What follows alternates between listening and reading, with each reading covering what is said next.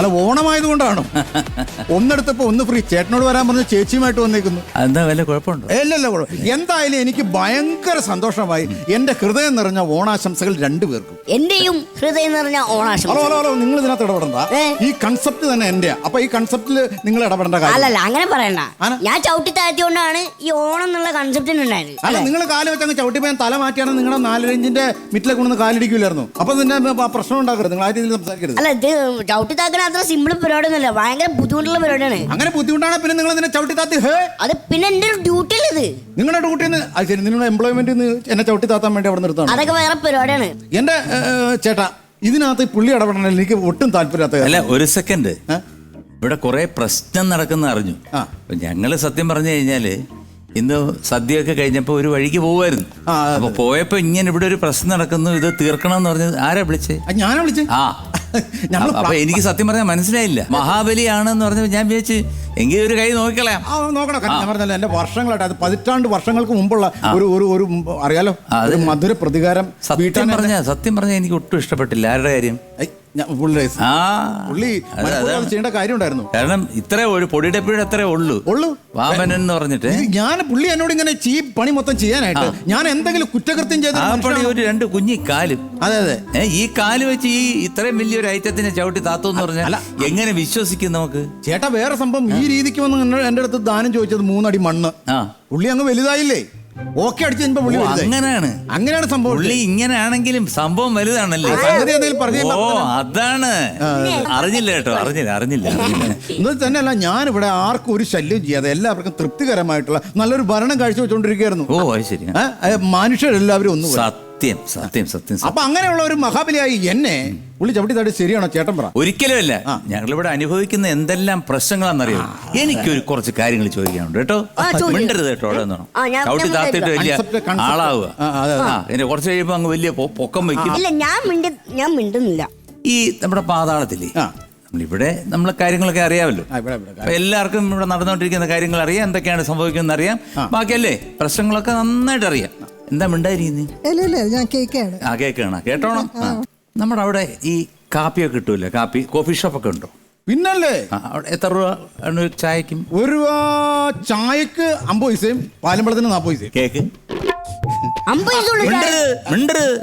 എത്ര? വെട്ടുകേക്കിനാണെങ്കിൽ 5 രൂപ കൊടുക്കണം. മനസ്സിലായോ? അപ്പൊ അങ്ങനെ രീതിയിലാണ് ഞാൻ അവിടെയും കാര്യങ്ങൾ നടത്തിക്കൊണ്ട്. ചായക്ക് കാലത്ത് ചായ ഇത്. അതെ. ഒരു ഓംലെറ്റിലാണെങ്കിലോ? ഓംലെറ്റ് ആണെങ്കിൽ അവിടെ വെജിറ്റേറിയൻ ആയതുകൊണ്ട് ഓംലെറ്റ് കിട്ടാൻ സാധ്യത വളരെ. ഓ, അത് ശരി. അപ്പൊ ദോശയും ചമ്മന്തി, ഇഡ്ഡലി, പ്ലെയിൻ ദോശ. അപ്പൊ ഒരു 10 ഇഡ്ഡലിയും സൈസ് ഉണ്ടല്ലോ. അപ്പൊ ഒരു 10 ഇഡ്ഡലിയും ബാക്കിയുള്ള ഒരു കാലത്ത് ഒരു ബ്രേക്ക്ഫാസ്റ്റിന് എത്ര രൂപയാവും? എല്ലാം കൂടെ കൂടിയിട്ട് 15 രൂപയുള്ളൂ.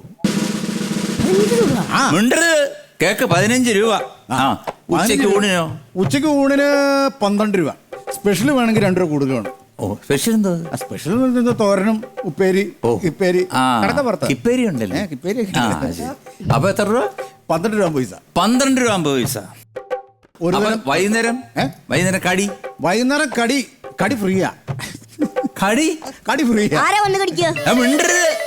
കടി എന്ത് കടി? കടി വാഴക്ക ബജ്ജി ഉണ്ട്. ശരി. മുളക് ബജ്ജി ഉണ്ട്. മുട്ട ബജ്ജി കൊണ്ടുവരാൻ ശ്രമിച്ചു, നടന്നില്ല. ഞങ്ങൾ വെജിറ്റേറിയൻ ആണല്ലോ, അതുകൊണ്ട് അവിടെ മുട്ട ബജ്ജി ഇല്ല. എല്ലാത്തിനും 40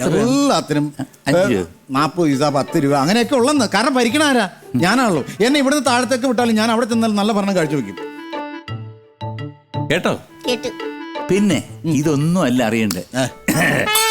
വൈകുന്നേരം ആയി കഴിഞ്ഞാലേ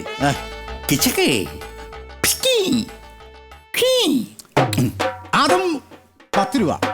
10 രൂപയോ? 10 രൂപ. പിന്നെ വേറെ സാധനമുണ്ട്. മിലിറ്ററി വേണമെങ്കിൽ ഒരു 2 രൂപ പൈസ കൂടുതൽ കൊടുക്കണം. 12 രൂപ 50 പൈസ. എന്ത് സാധനത്തിനും 15 രൂപ താഴെ ഉള്ളൂ. 15 രൂപയ്ക്ക് മേളിലേക്ക് ഒരു സാധനമില്ല അവിടെ. ഇവിടെ എത്ര രൂപയെന്നറിയോ? 1250 രൂപ കൊടുക്കണം. നല്ല പരിചയമുണ്ടല്ലോ. ഞാൻ പരിചയമുണ്ട്. ഞാൻ ക്യൂവിൽ നിന്ന് അടുത്തവനാ.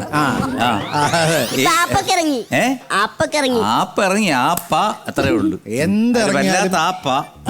ഞാൻ ഭരിക്കണ സ്ഥലത്തിന്റെ അടുത്ത് സാധനം വില കുറച്ച് കിട്ടണ മാതിരി ഈ ലോകത്ത് എങ്ങും കിട്ടില്ല. എന്തുകൊണ്ട്? എന്നെ ഇവിടെ ചവിട്ടി താത്തുകൊണ്ട്. ഇല്ലെങ്കിൽ ഈ സാധനം 12 രൂപയ്ക്ക് മേടിക്കണ്ട ഇവിടെ. എന്റെ ഭഗവാനെ, വലിയ കഷ്ടമായി പോയി. അപ്പൊ എന്താണ് സംഭവം? അപ്പൊ ചേട്ടാ എനിക്ക് എന്റെ വർഷങ്ങൾ നൂറ്റാണ്ടുകളേറെയായിട്ട് എന്റെ മനസ്സിൽ കൊണ്ടുവരുന്നത് പകയാണ്. ഈ വ്യക്തിക്കിട്ട് ഞാനൊരു പണി പണിയണം. ശരി, അപ്പൊ ഞാൻ ഒരു കാര്യം ചെയ്യാം. ഞാൻ മഹാബലിക്ക് നമ്മുടെ ഇപ്പോഴത്തെ സീരിയൽ എന്നൊക്കെ പറഞ്ഞാൽ അതെ എന്റെ ഭാര്യ ഉൾപ്പെടെ അതിന്റെ ഫ്രണ്ടിൽ നിന്ന് മാറത്തില്ല. അയ്യോ ഒരു രക്ഷയില്ല. അതിനകത്തെ ചില നടിമാരുണ്ട്.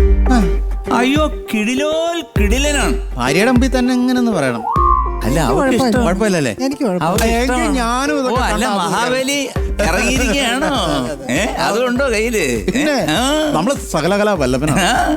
അപ്പൊ മഹാബലിക്ക് വേണ്ടിട്ട് ഞാൻ നല്ല കിടിലോൽ കിടിലനായിട്ടുള്ള സീരിയലിൽ നിന്നുള്ള ഒരു 3-4 ഐറ്റംസിനെ ഇനി ഇറക്കുകയാണ്.